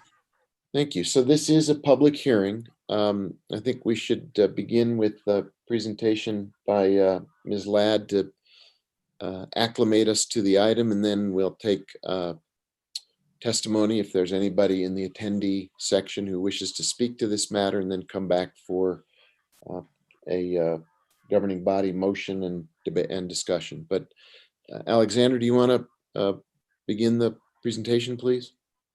Thank you, Mayor. Members of the council, thanks for your time and consideration tonight. The CAPER is the annual report, year-end report that we submit to the Department of Housing and Urban Development every year to describe how we have used federal funds in the prior program year, which ends June 30th. Normally, this report's due 3 months after the end of the program year. Because of COVID-19 and all of the administrative challenges imposed on all of us, the deadline was moved to December 30th. My goal is to get it turned in last week of November, so we have some time to make any required changes, because HUD usually has some tweaks here and there. I did want to point out it is I think some of you are more familiar with the format than others. It's a bit clunky. It's a format where we are entering data into an online reporting system, including narrative boxes, and then it sort of spits it back out. So I have to make certain adjustments, and some of the table, I've been told that the titles for some of the tables don't make any sense, and some of the indicators are sort of confusing, and I apologize for all of that. But I think the executive summary speaks for itself, and you, even just reading those first couple of pages, you can get a true sense of the scope of how many people are helped with these funds every year, and how amazingly capable our service providers are. and able to meet the needs of our community. This year in particular, people accessing public services just really exploded during the last quarter of the year, understandably. So we have some sort of crazy accomplishment numbers in there that we don't normally see. And these agencies just did everything possible to meet folks' needs, all of which is to say, we don't know what's going to happen this current year and the next few months. So I very much appreciate your support, and I'm happy to answer any questions. One number that is not in the draft of this caper that's in front of you that will be added before I turn it into HUD. We were awarded through HUD 2 rounds of CARES Act funding. The first round, and the governing body approved the amendment to the annual action plan, was in the amount of $361,000 and some change. We will be using those funds to support the next few months at the Midtown shelter. So we haven't drawn on those funds yet. So their use is not reported in this report, but I do have to report that number as part of the resources made available. And that is something, it just completely escaped my brain that I needed to do that, but I will do that before I turn it into HUD. It's not going to change anything except just the one number in the table that talks about what resources are available. So I'm happy to answer any questions. Let's hold off on the questions. Let's see if there's anybody in the attendee room who wishes to speak as a matter of public hearing. We'll come back then and entertain a motion and discussion questions for you. Joe, is there anybody in the attendee room who has a hand? There's only one. It's Marissa, and let's see if Marissa, are you here to speak to the matter? Nope, I'm listening. Okay. Okay, great. Thank you. Thank you. In which case, the public hearing part we will consider as closed, and we'll come back to the governing body. I think if we could entertain a motion and then have discussion, that would probably be the best way to go. I'd like to move to approve. There's a motion to approve. Is there a second? Second. Okay, so Councilwoman Villarreal moved to approve this item, and Councilor Vihel-Coppler seconded it. I think Alex is ready to answer questions or get comments or input from the governing body if anybody wishes to ask her a question. Is there a hand up? Yes, Councilor Vihel-Coppler, your hand is up. Thank you, Mr. Mayor. I just want to congratulate Alex and all the work that she does, because I know she spends a lot of time, I hear, and I certainly know with HUD, I mean, it's just a lot of work. And so, you know, you put together a great deal of information, very understandable. I know you're dotting all your I's and crossing all your T's, and it's just a lot. And I think, you know, we often don't have a lot to ask you because you're very thorough and complete. And just, you know, I know we appreciate that. So thank you for your work. Thank you, Counselor. Thank you. Other comments or questions? If not, we have a motion, we have a second. There are no other questions for Alexandra. Madam Clerk, could you call the roll, please? Yes, sir. Councilor Rivera, Yes. Councilor O'Mara-Worth, Yes. Councilor Vihel-Coppler, Yes. Councilor Villarreal, Yes. Councilor Beta, Yes. Councilor Cassett Sanchez, Yes.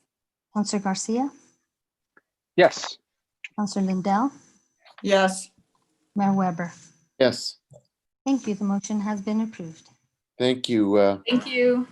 Thank you for your hard work and your continued attention to this important part of our community outreach effort and use of HUD funds. Appreciate it. Thanks, Mayor. Good night, everyone. Thank you. Madam Clerk, unless I'm mistaken, items B and C were both withdrawn. That's correct, sir. In which case we'll cycle back to item 14 on the agenda, which is matters from the city clerk. Thank you, Mayor. I just want to read from a press release that we put out about tomorrow's Veterans Day tribute video. And so due to public concerns, City of Santa Fe will premiere Veterans Day tribute video at 11:11 tomorrow, Wednesday, November 11th, on the city's Facebook page. This is thanking our veterans from Santa Fe and across the nation for their service to our country. The virtual celebration is being held in lieu of our annual parade. To view the tribute video on Veterans Day, please visit the city's Facebook page. And this will be tomorrow at 11:11.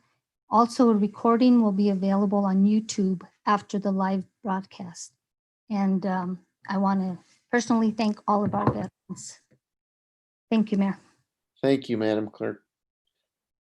We move to communications from the governing body. And we'll just go across the rows of folks on the screen. So Councilor Lindell, you have the floor. Thank you, Mayor. I have nothing specific other than to say Happy Veterans Day and a thank you to all of our veterans. We're all deeply grateful. Thank you, Mayor. Thank you. Councilor Garcia. Thank you, Mr. Mayor. First, got two pieces of legislation to introduce. First is a resolution reestablishing the Bicycle and Trail Advisory Committee. And the second is a resolution adopting the City of Santa Fe mitigation plan. Next, I just want to give a quick shout out to our veterans. Thank you all for the service you provided to our country. Beyond grateful. Because of you, our country is great, strong, and resilient. And I'm looking forward to that video tomorrow. I'll be anticipating 11:11. Also, please, everybody, be extra careful now. I mean, COVID numbers are going up. We had 90 today. I mean, I was counting since last Tuesday. We've got 600 cases, which to me is just mind blowing. The public schools today stopped in-person learning. It's becoming a real challenge for our community, and I think we really need to tighten the belt, and we need to keep each other safe. I can speak from experience in the sense that it's impacted me personally now that I've got family members that have caught it, friends that have caught it, and so it's just coming closer and closer. And I don't want anybody else to catch it. So please be safe out there. And then lastly, I just gotta, I want to express some, I guess, disappointment in the sense that we're fast tracking the chart committee. And so for those people that might be watching, I know that it was originally planned to be heard in December. It is now going to be looks like, if I correct me if I'm wrong, be heard next week, which gives community members roughly a week and a half to give additional input, whatever it may be. So I'm really disappointed in that, because not only does it lessen the time for community to give input, but ultimately it lessens the time for us as counselors to work on this, because a week and one day we'll be hearing this, and I think that's a disservice in some senses to the community on a very, very, very pressing issue. And I don't know why that decision was made. I wish we would have kept them, or I wish we can move the hearing of the chart committee resolution, keep it on the 9th. I don't know if that's still possible, but that would be my recommendation. I think we need to hold to our word, especially on a priority item like this. And that's all I have, Mr. Mayor. Thank you. Councilwoman Villarreal, your turn. Thank you, Mr. Mayor. First, I just wanted to say Feliz cumpleaños to my daddy-o.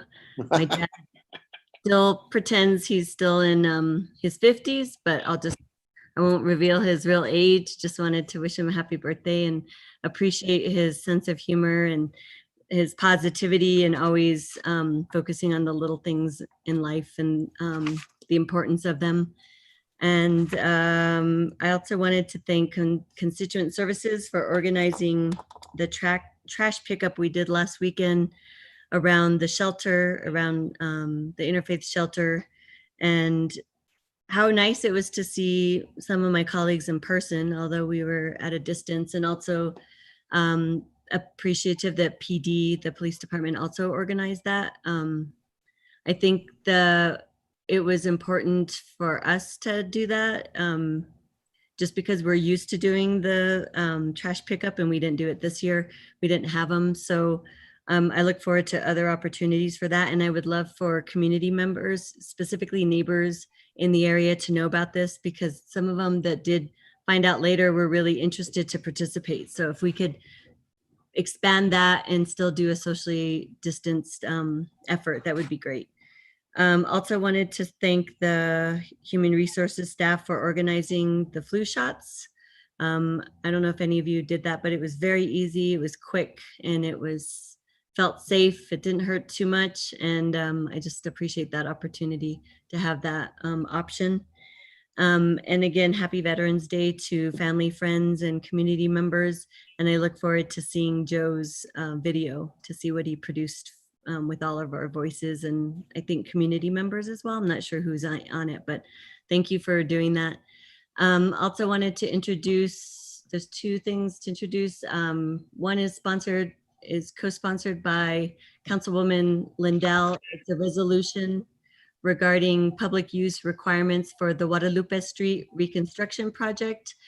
And the other resolution I'm introducing is extending the earlier start time of afternoon sessions of governing body meetings to 4 and evening sessions of governing body meetings to 6 through June 30th, 2021 for the governing body meetings. Just want you to know I'm not wed to this idea. I'm just putting it out there for us to discuss, to see if that makes sense for us to continue with the same structure that we've been going by.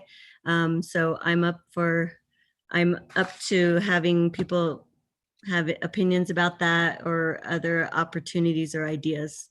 It's just a placeholder to look at this at the next governing body meeting in, the regular governing body meeting in December. That's all I have. Thank you. Thank you.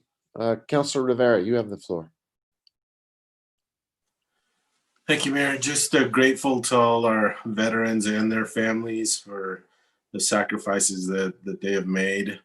I won't go on too long because I gave a pretty nice recording, so I'm looking forward to that. So, but just grateful to all of them, and just wanted to say that now. So, and then like Councilwoman Villarreal said, just thankful to everyone that went to help clean around around Pete's place. It was nice to see everyone out, and Chief Joy bought some special tools out of his own pocket for the officers to be able to pick up things at a distance. So that was great. So thank you to the police department as well.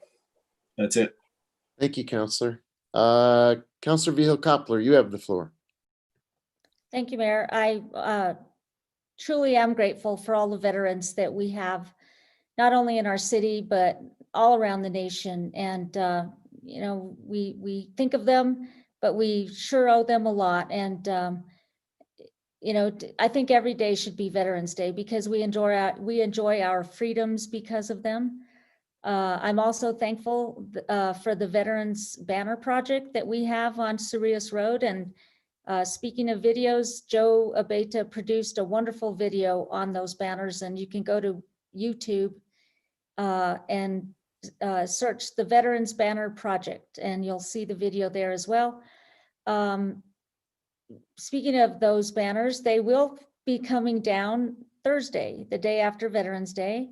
They'll be stored, and we are looking at more durable flags because we tried these flags this time, and so I know that they didn't last the whole time, but we're on it, and we will be testing some other flags so that we don't have this happen again, because the flags add a very nice touch, and certainly, I mean, we're still getting comments and good feedback from people in this city about the Veterans Banner Project. And I think it's a great way for our city to recognize the veterans and have them up, for those months and show the city shows that we really care about veterans. And so for those of you who still haven't seen them, your last chance is tomorrow until we put them up again next Memorial Day. So thanks to all the veterans, and that's it. Thank you. Oh, I'm sorry, one more thing. It's on the sheet I have, but I don't think it's on the attachment tonight. And I signed on as a co-sponsor to the Bicycle and Trails Advisory Committee and the City of Santa Fe Mitigation Plan. So thank you. Thank you, ma'am. Councilor Casa Sanchez, you have the floor. Thank you very much, Mr. Mayor. So first, I'm introducing a resolution declaring the eligibility and intent of the City of Santa Fe to submit an application to the New Mexico Department of Transportation for federal fiscal year 2022, Section 5310 Program Funds for Enhanced Mobility of Seniors and Individuals with Disabilities Program, like the long title. So you can find that in the introduction packet. I also wanted to, say a very heartfelt Happy Veterans Day to our veterans. We talk so much about the sacrifice, and, there's a lot that we don't see behind the scenes, all the missed birthdays and holidays and family events. And there's really a lot of times that they are busy serving the country, and it's a lot for them to miss and for their families as well. So thank you to our veterans. Thank you to their families, and Happy Veterans Day. I'm looking forward as well to the video that Joe has produced. Councilor Garcia already brought it up, but I think that it's really, really crucial that we talk about COVID right now, and we talk about what a precarious situation we are in at this moment. Community spread is obviously very wide, and it is happening quickly, and we need to be careful. We need to be staying masked. We need to be staying distanced. We need to be staying at home as much as possible. I know that it's about to get harder because we do not have the warmth of the outdoors anymore. And I know that we are all getting a little bit stir crazy. I'm really not sure how many more times I can say, please don't jump on the couch to my 2-year-old. So I get the feeling of wanting to leave and get us out there, but we really do need to stay safe. We need to be following the health orders and making safe decisions for ourselves as well as for every member of our community. And I think one of the important things to remember is that when you take a risk with COVID, you're not just taking it for yourself. You are taking it for the entire city. So every decision that you are making, it's not just about what is acceptable for you, but it has an impact on everybody else. So please keep that in mind. I also wanted to thank for the cleanup over the weekend. As Councilor Villarreal said, it was really lovely to see people in 3D. That was very exciting. And I really want to thank our PD and constituent services and environmental services for all the work they did.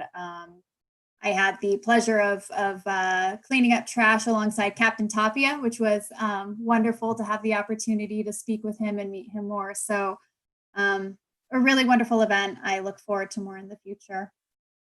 And on a personal note, happy birthday to my grandmother.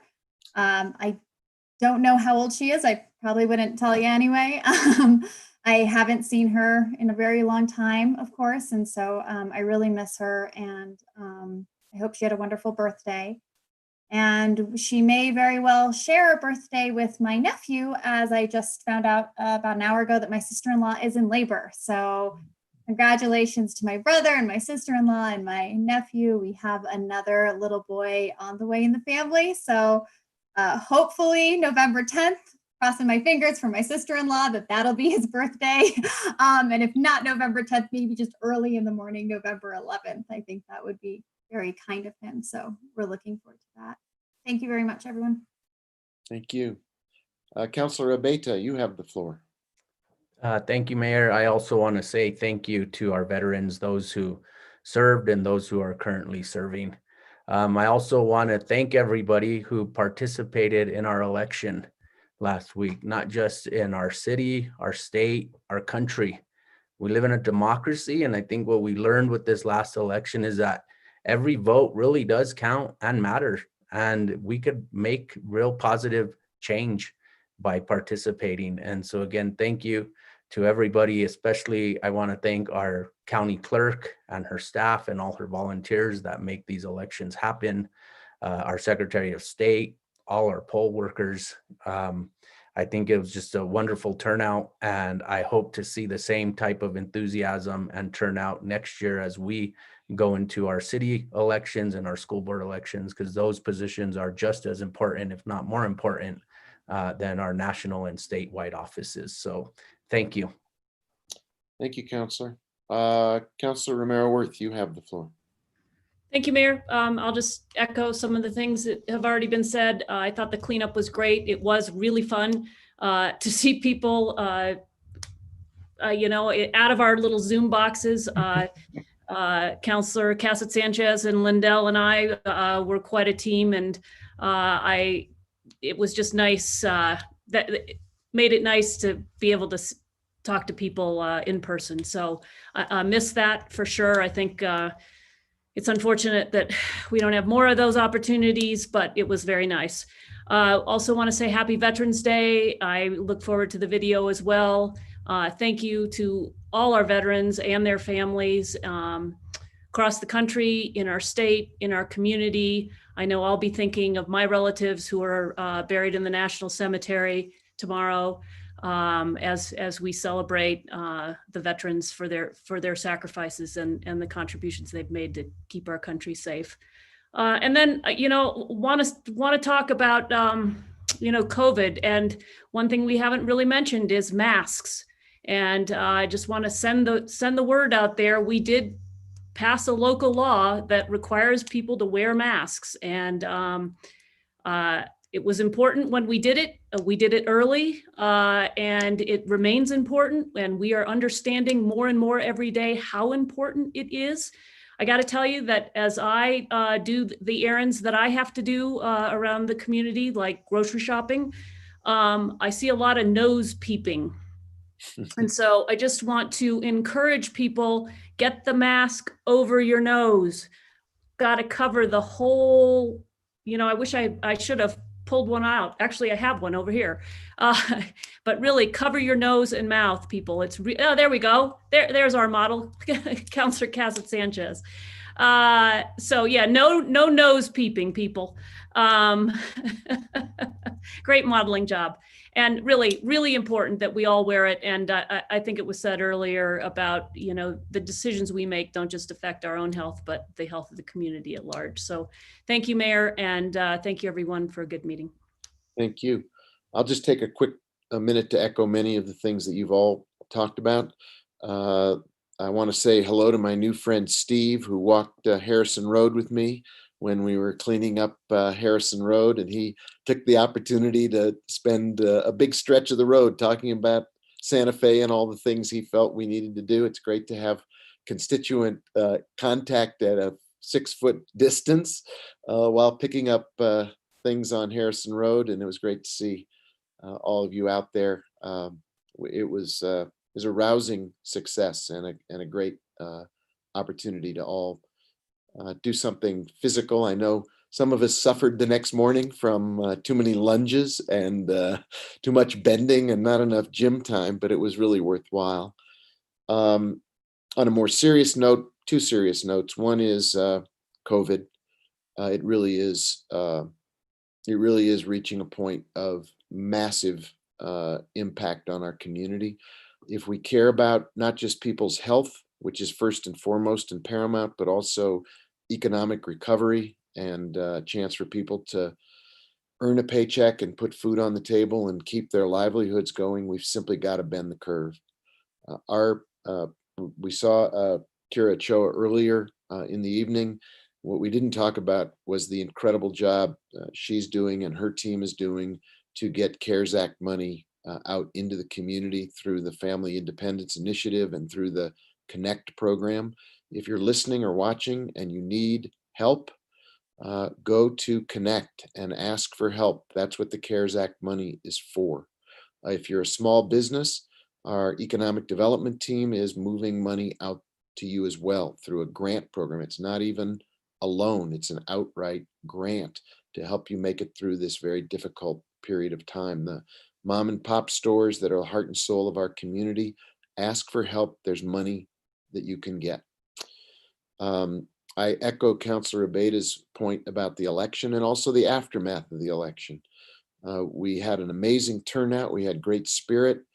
When the results came in, there was a demonstration in front of the Roundhouse, but people, even though they were upset, they maintained a sense of order, and we didn't see the kind of public disorder that happened in other communities. And I'm really appreciative of the state police and our city police who were there to make sure things didn't get out of hand, but more importantly to the community who understand that you can disagree without being adversaries, that we're not, as President-elect Biden said, we're not enemies.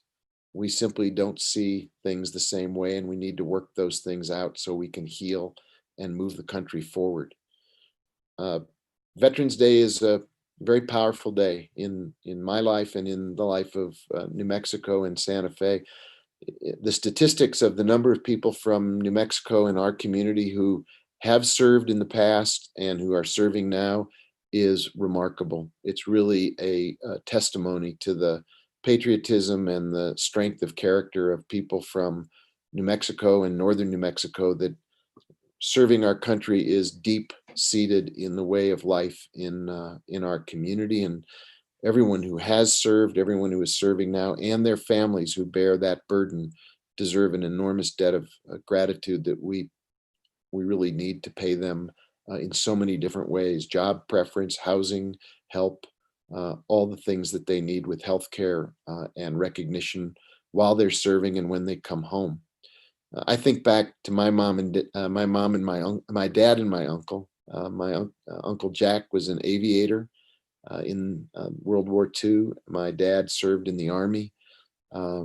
I almost jumped up in the middle of the meeting to pop some pictures up in front of everybody to see how proud I am of them. They were kids when they went into the service. They were children. They were so young, and they did such amazing work to help preserve democracy.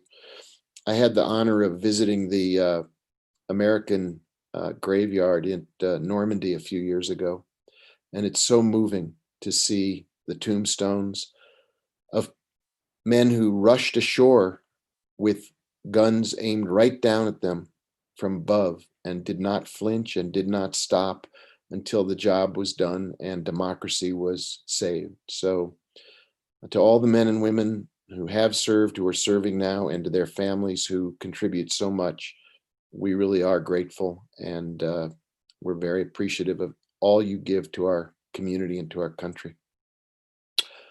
Thank you, everybody. I appreciate the meeting tonight and everybody's input, and we'll continue to work forward on the issues that were raised and concerns that were raised. We'll come back and visit those as well. So thank you. It is 7:48, and I believe we are now adjourned.